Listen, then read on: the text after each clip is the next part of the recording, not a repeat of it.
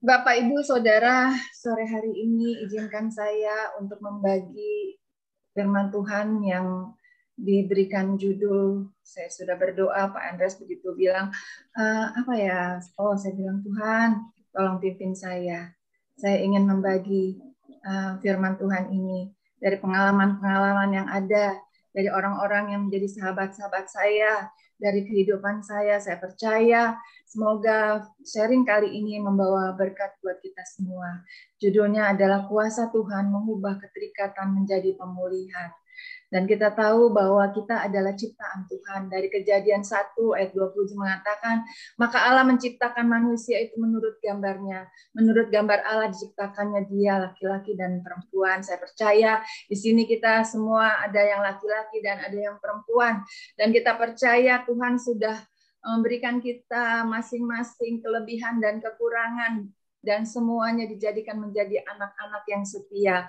Walaupun manusia diciptakan untuk menyenangkan, pastinya menyenangkan hati Tuhan ya. Melayani, kita harus melayani, bersekutu dengan Allah, kita memuji-muji Dia. Allah memberikan manusia kehendak bebas, tapi Dia tetap memberikan kita free will, kehendak bebas untuk memilih setia dan taat kepada Allah atau memilih untuk memberontak. Saya percaya di tempat ini, di Zoom ini, nggak ada yang memberontak. Saya percaya semuanya anak baik-baik, anak Yesus yang baik-baik, angkat tangannya melambaikan tangannya. Amin. Haleluya. Di situ ada dikatakan di firman Tuhan Matius 16 ayat 19, kepadamu akan kuberikan kunci kerajaan sorga. Jadi Bapak Ibu semua diberikan kunci loh. Kunci kerajaan sorga, apa yang kita ikat di dunia ini terikat di sorga. Dan apa yang dilepaskan di dunia ini akan terlepas di surga. Itu firman Tuhan. Nah, sekarang tinggal bagian kita menjalaninya. Jadi Bapak memiliki kehendak untuk menyelamatkan kita. Kita ini semua asalnya manusia yang berdosa. Nenek moyang kita, ya itu yang pertama itu aja udah berbuat dosa ya, udah melanggar daripada ketetapannya. Tapi Tuhan itu menyayangi Bapak Ibu Saudara. Jadi manusia, walaupun mereka memberontak Allah supaya manusia tidak binasa, beroleh hidup yang kekal, kita bisa menikmati kehidupan yang kekal selamanya ya.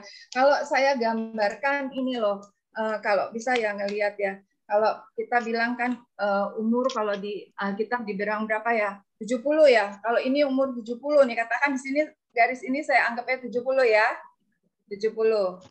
Paling kuat segini ya, 80 ya. Kalau yang setuju manggut-manggut. Iya. Ya. Nah, kehidupan yang kekal itu selamanya panjang, tidak terbatas. Nah, jadi yang kita uber itu sekarang bukan yang ini aja, bukan yang 70 atau 80 yang kita uber ini yang panjang tanpa batas. Ya kan? Kehidupan yang kekal selamanya.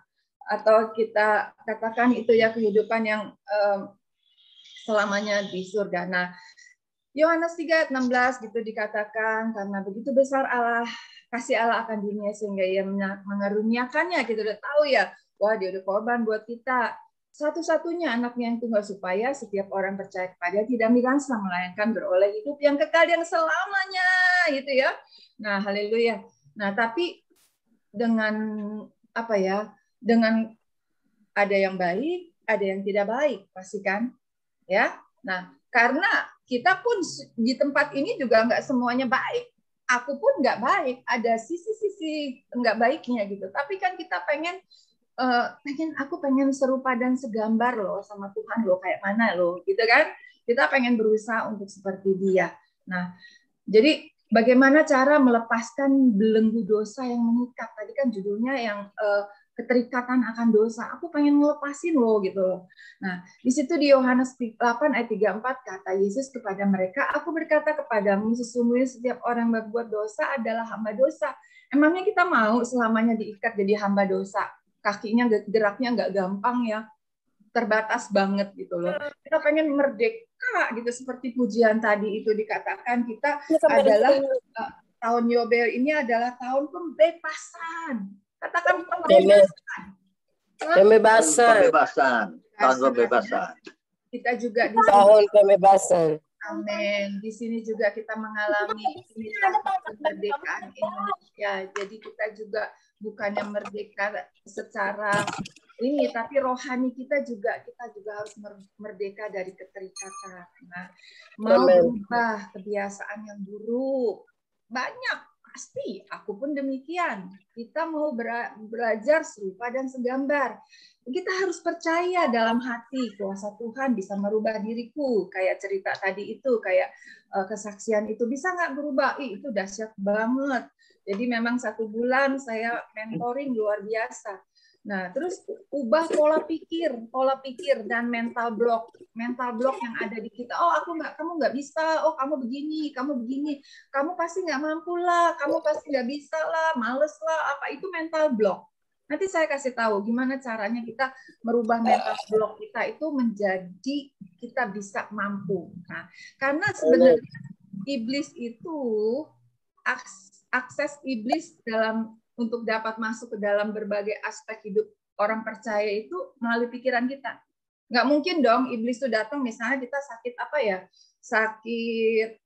langsung iblis itu datang tiba-tiba pucuk dia nusuk kita atau apa ya, mungkin nggak juga gitu ya. Nah, tapi kita di pikiran kita jadi down, lemas. Sakit COVID pun juga orang juga bisa karena tadinya nggak apa-apa, tapi karena pikiran takut, pikirannya, waduh gimana ya kalau kena aku ya, lama-lama lemas. Nah, iblis tidak akan dapat masuk ke dalam diri kita kecuali melalui pikiran kita. Oleh sebab itu, pikiran adalah medan peperangan kita. Yang percaya, lambaikan tangan. Pikiran kita loh. Kita ini lagi berperang loh. Kok bagaimana bisa ya? Nah, karena pikiran adalah medan peperangan rohani kita. Setiap kali Bapak Ibu mendapati diri saudara membantah firman Tuhan ya, membantah firman Tuhan, males baca firman Tuhan, apa iya ya begitu, dan menolak untuk melakukan kehendak Allah, maka ketahuilah bahwa ada iblis di baliknya itu. Iblis sedang begini.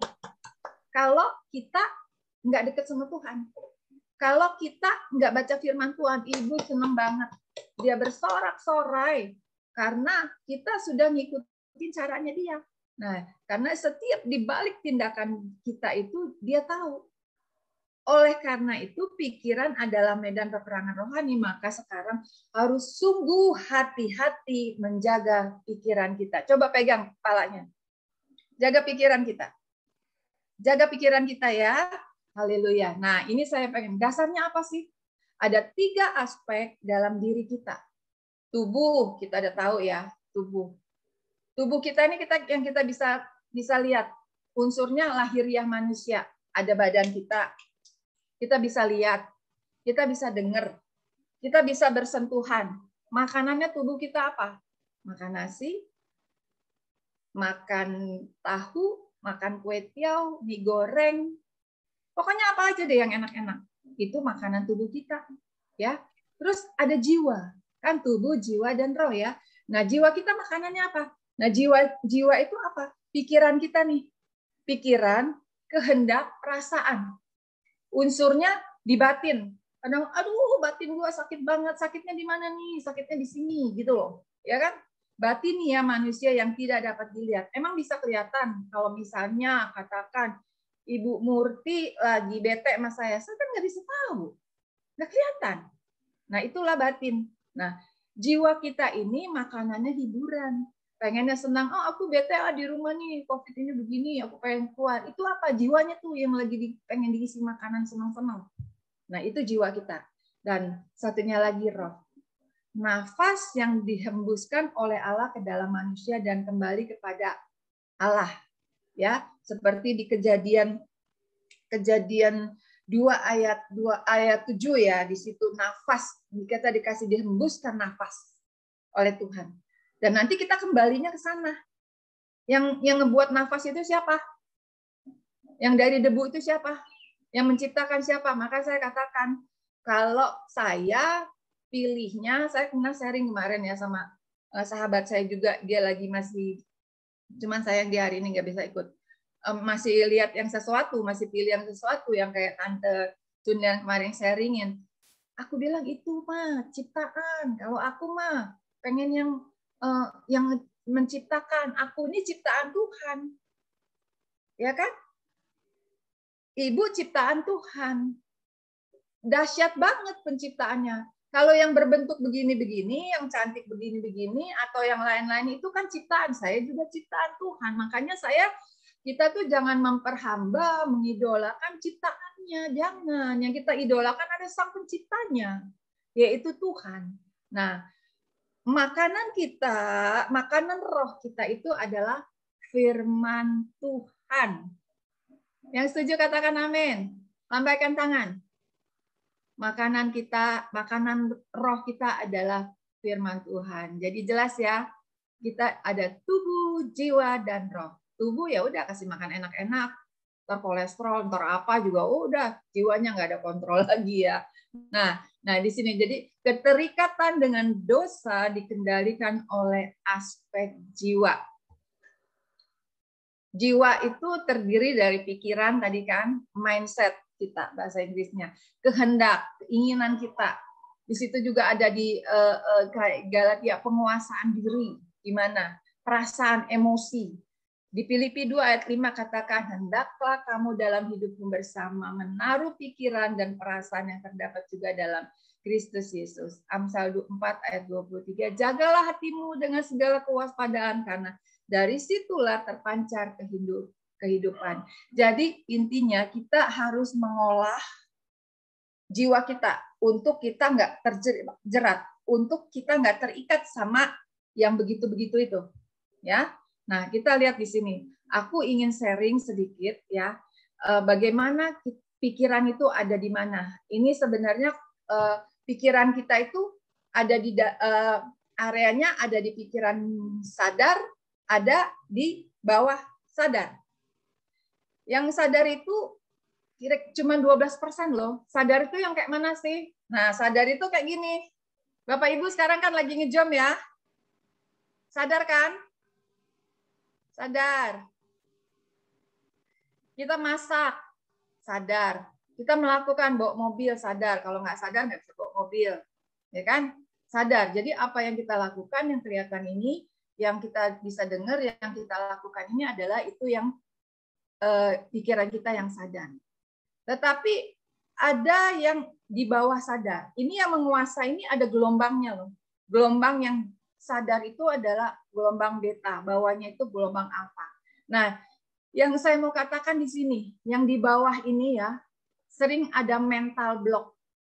Yang 88% ini adanya hal-hal yang tersembunyi, masa lalu, luka batin, kepahitan, benci, segala macam. Gudangnya nih ada di bawah sadar. Bisa nggak dia jadi terangkat jadi 12%? Bisa. Kalau orang yang gunakannya jahat, bisa jadi pembunuh. Sadar dia ngebunuh. Awalnya dari mana? Dari pikiran di bawah sadar. Reka-reka. Jadi otak kanannya itu imajinasi begini. Nah, dia lakukan. Nah, kita anak-anak Tuhan, kita harus menggunakan pikiran bawah sadar kita itu supaya mengangkat potensi kita untuk kita bisa berlaku baik. Jadi melepaskan segala keterikatan yang kemarin mengganggu kita, menjadi kita luka, kayak tadi cerita di apa namanya di kesaksian itu, dari luka batin yang udah bertumpuk, ya. Kalau nggak digali, nggak dipimpin, nggak didoakan melalui firman Tuhan, nggak bisa tergali menjadi sadar tanda tangan penjualan rumah, nggak bisa. Contoh tadi. Nah, caranya gimana? Nah, karakter dibentuk dari pikiran di bawah sadar yang kita perkatakan dengan firman Tuhan sebagai ketopong keselamatan. Kita harus pakai ini, harus pakai. Di Efesus. Nah, jadi saya sedikit ingin ceritakan, orang konselor, pendoa, konselor deh saya katakan, ini dia menggunakan area ini, menggali apa yang menjadi masalah konselinya. Dia gali, Nanti dia ketemu titik ini. Terus didoakan. Saya pribadi, saya kan selalu bilang, tadi kan di awal saya katakan, kita ciptaan Tuhan. Jangan mengidolakan ciptaan Tuhan dan jangan selalu tergantung sama ciptaan Tuhan. Tapi tergantung fokus sama Tuhan, Sang Pencipta itu. Nah, jadi saya selalu katakan, saya bukan pure murni konselor, tapi saya mendeklar saya adalah coach. Kalau coach artinya pelatih. Pelatih dia nggak selalu ngulik yang lama. Yang lama sebagai foto diri, oke, stop di sini. Sekarang di sini, ke depannya kamu mau apa? Dan aku selalu katakan sama Bu Vivi, oke, sekarang kamu ke depannya mau apa? Saya percaya juga Bapak Ibu di sini yang sakit kah, yang apa, yang penting kita benerin jiwa pikiran kita. Sekarang ke depannya mau apa? Nggak usah lihat-lihat yang lain lagi, nggak usah ikut yang belakang lagi. Jadi memori-memori yang di bawah itu mungkin bisa kita perkatakan dengan firman Tuhan. Nah, nanti saya kasih contoh kira-kira apa. Jadi firman Tuhan sebagai ketopong keselamatan. Kita baca di Efesus 6 ayat 17, sebenarnya dari 14, 6 sampai 17 aja. Dalam segala keadaan pergunakanlah perisai iman, sebab dengan perisai itu kamu akan dapat memadamkan semua panah api dari si jahat. Karena iblis itu, si jahat itu selalu memberikan panah. Dia lihat celah aja tadi yang di bawah sadar itu, dia dobrak kita sehingga menghasilkan yang tidak baik. Nah, tapi di situ ayat 17, dan terimalah ketopong keselamatan pedang roh, yaitu firman Tuhan. Jadi kalau kita mau lepas dari kuasa kegelapan itu, pakai firman Tuhan menjadi ketopong keselamatan, menjadi pedang roh di dalam setiap hidup Bapak, Ibu, Saudara. Nah, ini saya pengen kasih contoh afirmasi kata-kata firman tiap hari, doa dan perkatakan untuk meningkatkan potensi dan kuasa perkataan. Jadi tadi dari yang 88% itu yang di bawah sadar itu, bisa nggak ditingkatkan potensinya? Bisa. Tadinya kita penakut. Nah, selalu kita doa, kita Bapak Ibu mau buat kertas boleh, mau diingat boleh, kata-kata firman Tuhan boleh, gitu ya. Jadi pada waktu doa dan selalu katakan, Dewi, saya pemenang, gitu ya. Saya tekun, saya sabar, saya setia, saya menjadi kepala bukan ekor. Saya mau mengampuni orang yang bersalah pada saya. Misalnya, ini contoh ya. Saya tidak mau merokok lagi. Untuk yang merokok nih, katakan, saya tidak mau merokok lagi. Dan setiap hari dalam doa katakan, saya tidak merokok lagi. Saya tidak merokok lagi. Keluarga saya damai sejahtera. Jadi ada afirmasi untuk diri kita, ada juga untuk keluarga kita. Saya tidak mau bersungut-sungut. Jadi jangan marah-marah, saya nggak mau bersungut-sungut. Saya rajin, kalau yang malas saya rajin, dan lain sebagainya. Ini kira-kira. Jadi nanti tinggal di area mana Bapak, Ibu, Saudara ada. Nah, mungkin di situ digali firman Tuhan dan diperkatakan setiap hari dengan dalam doa. Dan setiap hari kayak Daniel. Daniel kan setia ya. Sampai 1 hari 3 kali dia menghadap hadirat Tuhan. Nah, makanya dia jadi orang yang berintegritas. Jadi setiap waktu kita perkatakan di dalam doa kita.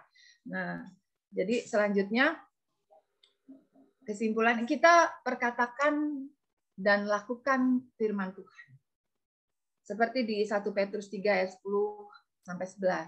Siapa yang mau mencintai hidup dan mau melihat hari-hari baik, dia harus menjaga lidahnya terhadap yang jahat dan bibirnya terhadap ucapan-ucapan yang menipu. Jadi kita jangan mau kepancing sama kuasa kegelapan itu, jangan mau kepancing sama iblis. Kadang-kadang itu dia pakai di area kita itu membuat emosi kita dari yang kita nggak sadar, jadi kita sadar langsung emosi, marah-marah, banting-banting piring di rumah. Jadi kayak piring terbang. Nah, itu kita buang sifat kayak gitu. Kita berdoa, minta ampun sama Tuhan.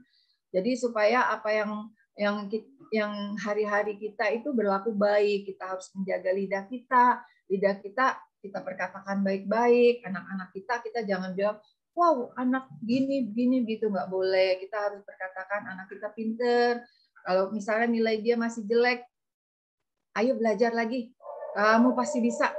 Kamu pasti bisa. Nah, jadi bibirnya kita harus jaga terhadap ucapan-ucapan yang menipu itu menjerumuskan kita. Dan 11, ia harus menjauhi yang jahat dan melakukan yang baik. Ia harus mencari perdamaian dan berusaha mendapatkannya. Jadi kita berusaha damai. Kita jangan ada keributan, jangan ada permusuhan, apalagi permusuhan di dalam rumah tangga. Jadi suami istri jangan sampai bermusuh-musuhan. Komit. Perdebatan, perbedaan pendapat boleh, tapi jangan sampai matahari terbenam masih berdiam-diam. Nanti kalau apa-apa perantaranya anak tuh kasih bapak kamu ini gini-gini, itu kasih makannya gini, nggak boleh. Jadi kita harus selesaikan, ya. Jadi kita harus mencari perdamaian sama siapa aja. Nah, firman Tuhan penuntun hidup Bapak Ibu Saudara sekalian. Jadi seperti di Mazmur 19 ayat 105, firman-Mu itu pelita bagi kakiku dan terang bagi jalanku. Ini katakan terus sebagai afirmasi. Ya, Mazmur 23 perkatakan terus. Ayat 3, ia menyegarkan jiwaku. Wah, jiwa kita disegarkan. Kita bayangin pada waktu menyanyikan atau membaca firman Tuhan di Mazmur 23 ini, kita bayangin gitu, wow, lagi segar banget. Dia menuntun aku ke jalan yang benar oleh karena namanya. Terus kita afirmasikan, terus kita tegaskan dalam kehidupan kita. Nah, jadi hidup adalah suatu kepercayaan. Bapak, Ibu, Saudara, kita dikasih nafas kehidupan itu suatu anugerah. Satu hadiah yang Tuhan kasih sama kita. Hidup itu suatu kepercayaan yang Tuhan kasih buat Bapak, Ibu, Saudara. Sampai hari ini, sampai detik ini, kita bisa kumpul di Zoom ini satu anugerah kepercayaan yang Tuhan kasih buat kita. Di luar sana kita dengar, di luar sana kita tahu, bahkan ada orang-orang yang terdekat kita diizinkan Tuhan pulang lebih dulu. Kalau hari ini kita masih ada, artinya Tuhan punya rencana.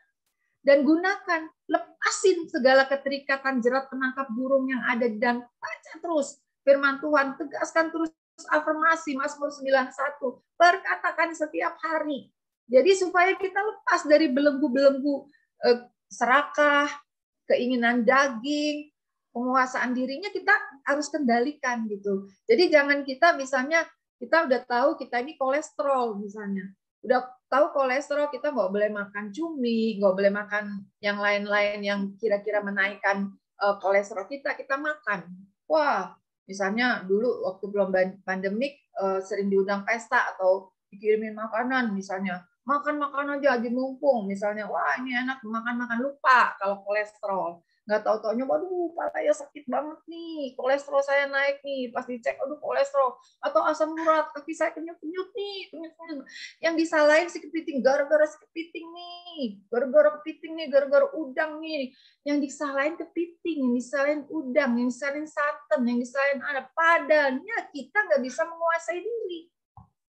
Pengennya makannya tuh pada waktu ngadepin, waduh, enak-enak banget gitu. Nah, intinya gini, jadi kita harus melakukan bagian firman itu benar-benar kita terapin. Jadi kita harus selaraskan apa yang kita katakan, apa yang kita pikirkan, apa yang kita lakukan selaras. Jadi itu namanya integritas. Kalau memang enggak ya enggak gitu loh. Jangan enggak di belakangnya puasa, ya puasa. Di belakangnya enggak puasa, depan Pak Andreas puasa, di belakangnya enggak makan. Ditanya Pak Andreas, puasa nggak hari ini? Puasa, padahal dia nggak puasa gitu kan. Nah, itu kan namanya membohongi diri sendiri ya. Jadi kita harus hidup adalah suatu kepercayaan, kata Tuhan. Hidup adalah pemberian Tuhan yang disertai pendelegasian wewenang dan tanggung jawab untuk mengelola. Artinya, bapak-bapak yang ada di ruangan Zoom ini, bapak-bapak diberikan wewenang sebagai bapak, sebagai suami, sebagai insan insan Kristiani, sebagai pengusaha, diberi wewenang, diberi hak sama Tuhan, jalanin ya kehidupan ini, nanti aku kasih kamu wewenang, mungkin 70, 80, apapun kita nggak tahu, itu rahasia. Yang ibu-ibu dikasih ini, aku kasih wewenang kamu ya, aku ciptakan kamu jadi wanita, kamu menjadi ibu yang baik, kamu melahirkan anak-anak yang baik, kamu mendidik anak-anak yang baik, anak-anak pun dikasih wewenang, nanti kamu jadi anak dulu ya, udah jadi anak, nanti kamu jadi dewasa. Nah, semua itu ada tahapannya, ada kerosnya Tuhan, ada kronosnya Tuhan. Nah, diberi wewenang kita, tapi kita juga harus kasih tanggung jawab sama Tuhan. Apa tanggung jawab sama Tuhan? Ya melakukan kebenaran firman Tuhan, ikuti apa yang ini berkarakter seperti dia, katanya serupa dan segambar. Nah, diusahakan 9 buah roh itu kita bisa jalani. Ada kasih kita, ada kesetiaan kita, ada sukacita, ada damai sejahtera, ada kemurahan hati, penguasaan diri, lemah lembut, ya.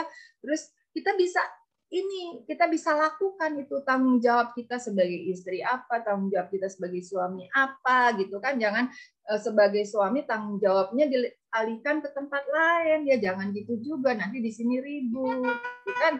Nah, untuk mengelolanya kita harus bersahati. Pada akhirnya kita harus bersahati. Pada akhirnya kita harus ada cara.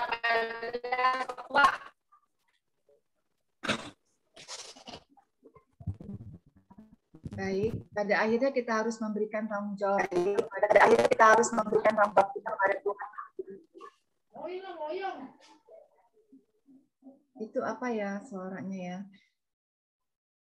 Toh semuanya kita harus memberikan tanggung jawab kepada yang mempunyanya. Kalau kita seandainya seperti yang cerita di dalam Alkitab ya, ada pengusaha yang pergi, dia kasih wewenang ininya, atau 5 talenta, ada 2 talenta, ada 3 talenta, ya kan dikasih, tapi kita nggak gunain, kita nggak ini, yang marah juga yang punyanya. Misalnya perusahaan aja, kamu saya kasih wewenang kamu mengelola ini, saya pergi dulu ya, sampai dia pulang perusahaannya jadi bangkrut, ya marah dong, ya nggak? Begitu juga Tuhan, dia udah kasih kita delegasi wewenang, dia kasih kita, dan kita barisnya tanggung jawab kita bagaimana. Nah, tanggung jawab itu juga kita harus pertanggungjawabkan di hadapan Tuhan yang memberikan kita kehidupan. Di Roma 14 ayat 12, demikianlah setiap orang di antara kita akan memberi tanggung jawab tentang dirinya sendiri kepada Allah. Jadi artinya selama masa hidup, kalau kita masih terikat, kita nggak punya ada lepas, ada pemulihan di dalam batin kita, karena itu adalah pilihan. Kalau masih terikat aja, gimana kita mau maju, gimana kita mau jalan, gimana kita mau pulih, gimana kita mau jadi saksi Tuhan, nggak bisa. Selama kita masih keterikatan, jadi kita lepaskan keterikatan. Aku nggak mampu, Bu Dewi. Ada Roh Kudus, aku juga nggak mampu melepasin kamu. Jadi sedikit kesaksian. Kalau pada waktu saya berdoa, misalnya saya berdoa itu bukan karena doa saya, itu karena kuasa Tuhan. Jadi kalau saya berdoa, yang penting yang punya dirinya, yang minta sama Tuhan. Kan di situ dikatakan 2-3 orang berkumpul dalam namaku, aku hadir. Nah, kalau kita berdoa 2-3 orang, Tuhan itu hadir. Nah, jadi ada doa juga memang yang doa kita pribadi, doa yang mezbah doa dengan keluarga, ada doa kita sama-sama di jom gini gitu. Jadi kita melakukan bagian kita cuma fokus sama kuasa Tuhan. Roh Kudus itu nggak ada manusia yang istimewa. Pendeta besar sekalipun nggak sanggup merubah segala sesuatu, menciptakan segala sesuatu tanpa sang pencipta yang intervensi. Nggak bisa kuasa itu turun tanpa sang pencipta, kuasa Tuhan itu yang turun. Yang penting wadah hati kita minta pengampunan dulu sama Tuhan, minta kuasa itu turun. Itu terjadi di dalam nama Tuhan Yesus. Nah, jadi kita harus selaraskan ya pikiran kita, hati kita dengan tindakan kita dengan firman Tuhan, baru pas itu. Ya, 1 Tesalonika 5 ayat 23 dikatakan, semoga Allah damai sejahtera menguduskan kamu seluruhnya, dan semoga roh, jiwa, dan tubuhmu terpelihara sempurna dengan tak bercacat pada kedatangan Yesus Kristus Tuhan kita. Dan saya percaya kita di tempat ini nggak mau ketinggalan. Kita Saya percaya kita semua udah capek di sini, mau tempat yang enak di surga yang saya katakan selamanya itu tadi. Yang lebih panjang hidup di sana karena cuma ada dua. Ada yang kekal, hidup yang kekal selamanya di surga, hidup yang kekal selamanya di api neraka. Mau pilih mana? Aku nggak mau. Yang selamanya yang panas. Tentu kita mau dingin. Di rumah sekarang aja nggak ada AC aja beringsakan. Apalagi di sana selamanya. Gitu kan? Nah, saya percaya saudara-saudara semua memahami apa yang saya sampaikan hari ini. Jadi kita harus olah pikiran kita dengan pengharapan pada Tuhan. Olah pikiran kita. Karena dari jiwa kita itu di dalamnya ada pikiran, perasaan kita, ya kan? Keinginan kita. Jadi olah pikiran kita dengan pengharapan kepada Tuhan. Menggunakan perlengkapan senjata Allah yaitu firman Tuhan. Ini yang menjadi tuntunan, jangan sampai kita lupakan. Hanya kuasa Tuhan yang bisa mengubah kutuk menjadi berkat. Yang mau diberkati angkat lambaikan tangannya. Saya percaya kita semua ingin diberkati Tuhan. Sebentar, baterainya low. Saya percaya kita semua di tempat ini adalah orang-orang pemenang. Saya percaya di tempat ini adalah orang-orang yang ingin diberkati. Nah, pada waktu kita sudah dipulihkan, kita juga harus mau memulihkan. Kasihan dong, ya kan? Orang lain juga kayak misalnya kita udah dipulihin di satu keluarga, kita juga harus memulihkan keluarga-keluarga kita, ya. Nah, Mazmur 37 ayat 4 di situ, bergembiralah karena Tuhan, maka Ia akan memberikan kepadamu apa yang diinginkan kamu. Jadi pemulihan jiwa membuahi bahagia dan damai sejahtera. Jadi pada saat kita udah pulih, pasti ada damai sejahtera di hati kita. Kalau kita sudah pulih, keluarga kita dipulih, pasti rumah kita ada damai sejahtera. Di situ turun bahagianya. Seperti di Mazmur 133 ayat 1 sampai 3 ya. Coba Pak Teksin buka ya.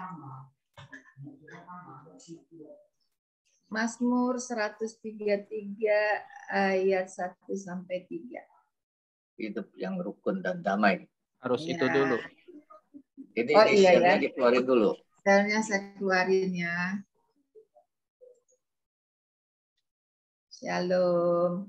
Jadi kita harus hidup rukun di situ, berkat Tuhan. Mazmur 133 ayat 3 diingat-ingat ya. Di situ dikatakan persaudaraan yang rukun. Nyanyian Jara Daud. Sungguh alangkah baiknya dan Mazmur? indahnya. Mazmur berapa? 133. Sungguh alangkah baiknya. Ayatnya? Ayat 1 sampai 3. Itu cuma 3. Sungguh alangkah baiknya dan indahnya apabila saudara-saudara diam bersama dengan rukun. Ya. Wah, ini ciamik banget ini. Ya. Dibaca Ibu siapa ya yang baca? Ibu Koni. Nggak bisa dulu, lagi rekaman. Anak saya lagi rekaman ya. Oke, Pak Jamin. Ya, Pak.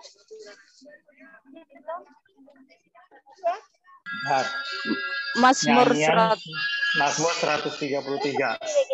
Nyanyian Ziarah Daud. Sungguh alangkah baiknya dan indahnya apabila saudara-saudara diam bersama dengan rukun. Seperti minyak yang baik di atas kepala meleleh ke janggut. Yang meleleh ke janggut Harun dan ke leher jubahnya. Seperti embun gunung Hermon yang turun ke atas gunung Sion. Sebab kesanalah Tuhan memerintahkan berkat kehidupan untuk selama-lamanya. Amin. Haleluya. Kita percaya semua kita di tempat ini pengen hidup bahagia. Saya percaya, udah Pak Teksin, saya percaya di tempat ini kita semua ingin hidup rukun dan damai. Saya percaya di tempat ini kita semua pengen dipulihkan. Saya percaya semua kita di tempat ini ingin lepas dari keterikatan. Apapun keterikatannya itu. Biar kiranya kita pulih secara ekonomi, keluarga, ya kan? Bisnis, keluarga artinya hati bapak-bapak kembali kepada anak-anaknya, hati anak-anak kembali kepada bapaknya. Oh, segala kutuk-kutuk ya, segala keterikatan. Tadi Pak Teksin ada sharing tentang sekarang ini, di zaman sekarang ini orang mencari ketenangannya bingung dia ada link, oh yang mau tentang keuangan, oh yang mau tentang santet, oh yang mau ini kayak tadi Ibu Vivi itu saya sedikit ceritain itu kalau udah itu jerat penangkap burung benar-benar deh. Jadi kalau dia udah terikatan paranormal itu dia kayak mati ketakutan. Kalau mungkin ada di tempat ini yang seperti itu, pakai ketompok keselamatan itu, firman Tuhan itu dipakai terus, tapi punya ketetapan hati yang kuat. Ibu Vivi itu saya mentoring 1 bulan, itu saya bilang saya bukannya mau sekedar doa loh. Aku bilang aku bukannya sekedar doa, jadi aku ini bukannya katakan Tuhan Yesus berkati biar rumahnya laku dijual gini-gini. Enggak begitu. Dia sakitnya sembuh. Enggak, aku pengen tahu, klik dulu. Kenapa ini? Gitu loh. Dan oke, udah tahu sekarang kayak gini, kamu maunya apa? Sebenarnya kayak kita semua di sini. Apapun yang kita kerjakan, sakitkah apa itu sebenarnya kita, diri kita. Yang punya tubuh kita. Yang punya jiwanya ada di kita. Tapi saya bilang, saat 2-3 orang berkumpul, di situ mungkin lebih kencang. Kadang-kadang kita seperti orang yang itu ya Pak Andres yang lumpuh. Turun waktu di rumah di loteng itu. Butuh temannya berempat. Mungkin kita seperti itu. Butuh teman. Tapi juga ada kalanya sendiri. Seperti wanita yang pendarahan 12 tahun. Nama siapa dia yang nolongin? Dia ada. Dia jalan sendiri. Dia jalan sendiri. Dia jalan sendiri yang menghampiri Tuhan Yesus. Jalan sendiri. Jadi ada bagian yang kita harus kerjakan, ada bagian yang kita bisa bersama-sama. Tapi intinya Tuhan Yesus mau lihat hati kita, jiwa kita dulu. Nah, yang di bawah tadi itu yang saya katakan 88 itu potensinya digali. Misalnya kita terlalu khawatir, ya kita doa. Jangan terlalu khawatir. Kita minta, kita katakan, declare, gitu, kita bilangin, siapa namanya misalnya, Dewi, kamu jangan takut, Eyang Rini, jangan pernah minder, kamu orang kuat, jangan pernah malu, jangan pernah apa misalnya, Mer bangkit, Mer bangun, Mer bangkit. Itu dideklar. Nah, kalau kita udah baca firman Tuhan kan ada dong kata-kata yang jadi reman ya. Nih, aku afirmasi. Supaya dia naik tuh dari 88 itu menjadi kita sadar, kita lakuin. Jadi rajin baca firman. Tadinya malas baca firman. Males baca firman. Si Satan demen banget nih. Malas. Tapi kamu nggak boleh malas. Rajin baca firman. Rajin. Nah, sadar akhirnya kita baca firman, sadar. Buka Alkitab tiap hari. Sadar nggak ini? Kalau kita waktu baca Alkitab itu ya kita artinya kita sadar. Kalau yang nggak sadar itu cuma bayang-bayang, mimpi itu nggak sadar. Bayang-bayang mimpi baca Alkitab. Yang nggak sadar itu artinya.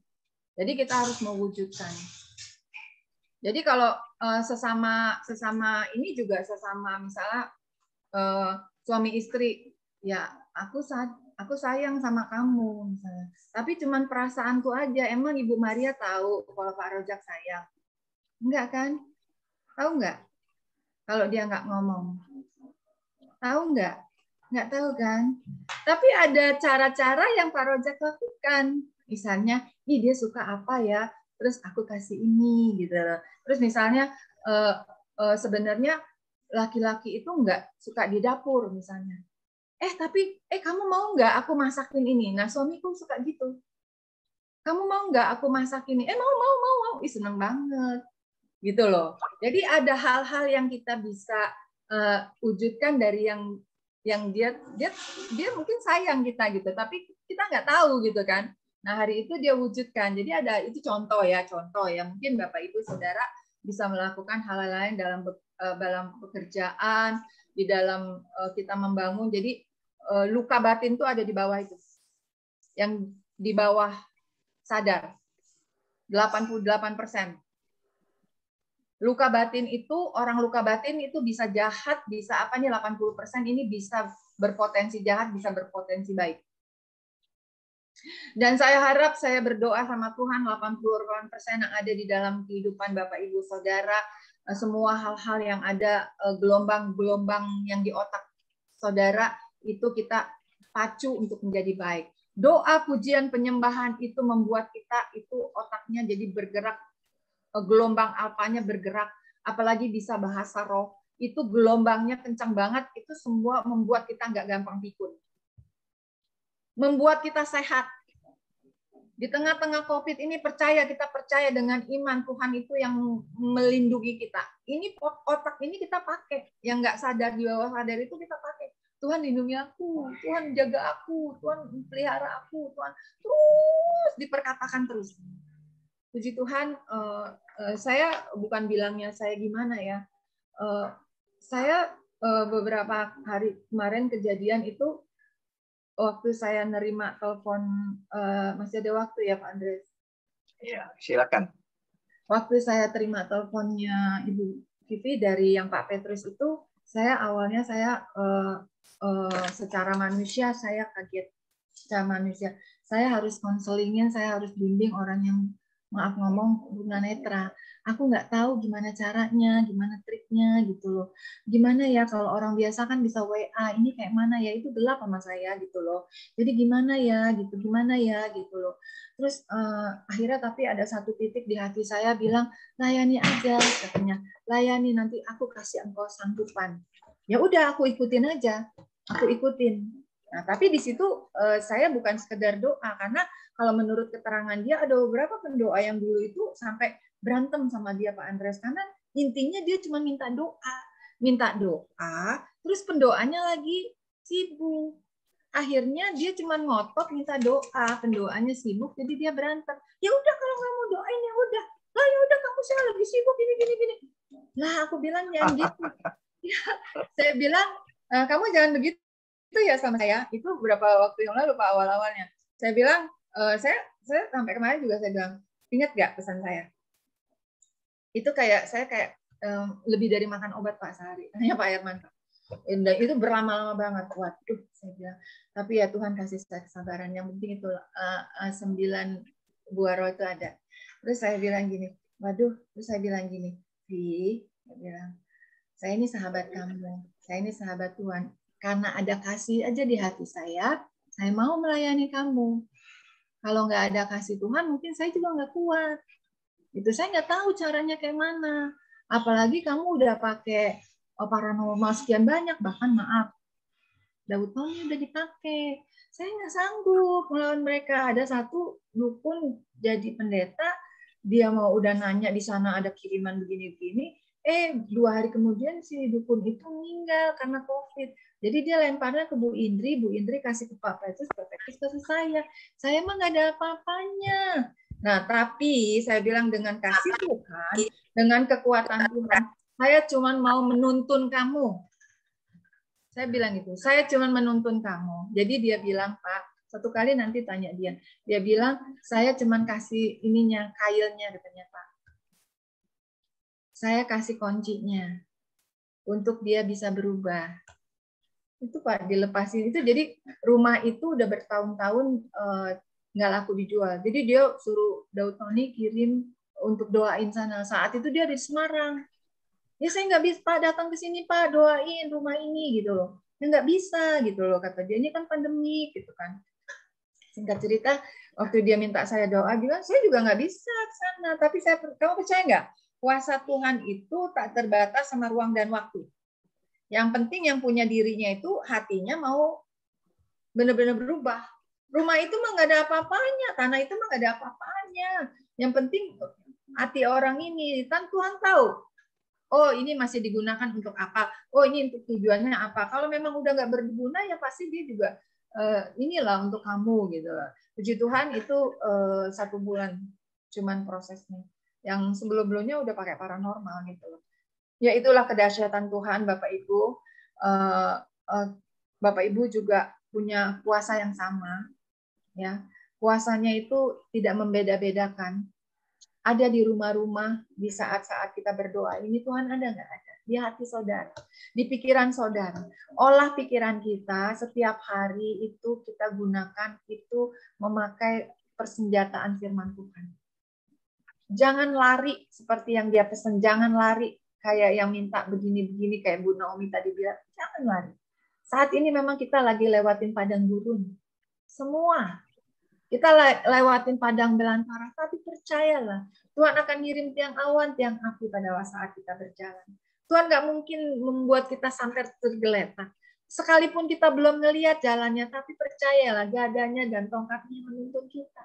Makanya pagi-pagi kita selalu berdoa, minta kuping kita dia urapin, supaya kita dengar apa Tuhan. Dan kita harus membedakan mana suara Tuhan, mana suara kita, mana suara iblis. Kalau kita bergumul terus sama Tuhan, kita bisa membedakan suara dia itu yang mana. Percaya Tuhan kita penuh kasih dan sayang. Tuhan kita yang senantiasa menjaga kehidupan Bapak, Ibu, Saudara, dimanapun kita berada. Kalau kita berada di Victory Shekinah ini, Tuhan membuat kita wadah kesehatian. Kita nggak usah lihat kita dari mana. Yang penting aku mau sama-sama fokus sama Tuhan. Yang penting sama-sama, giliran nanti kalau udah offline gimana? Ya kita lakukan bagian kita gimana di gerejanya. Sama Pak Andreas ada di mana? Gitu. Jadi makanya saya bilang sama Pak Andreas, saya kebetulan tadi kalau dilihat cuplikannya HMC ya Pak Andreas, saya boleh katakan. Jadi HMC itu Healing Movement Camp. Jadi healing artinya pemulihan hati Bapak, gambar diri gitu kan. Mer juga udah ikut, Murti udah ikut, yang mau ikut. Jadi saya bilang di sana akademi. Kalau udah sekolahnya udah lulus, ya udah kembali lagi gitu loh. Kita langsung menjadi udah jadi murid ya kita memuridkan. Kembali, saya bilang saya kembali ini kan pokoknya dari Victory Shekinah gitu loh. Jadi intinya gini, di saat ini kita harus memenangkan, menuai jiwa-jiwa untuk kedatangan Tuhan yang kedua kalinya. Nggak ada waktu lagi. Yang penting yang untuk menyelamatkan itu kita harus menang dulu. Kita harus menang dari kedagingan kita. Kita harus menang dari apa yang kurang baik dari kehidupan kita, itu yang kita harus perbaiki. Kita percaya Tuhan akan kirim jiwa-jiwa.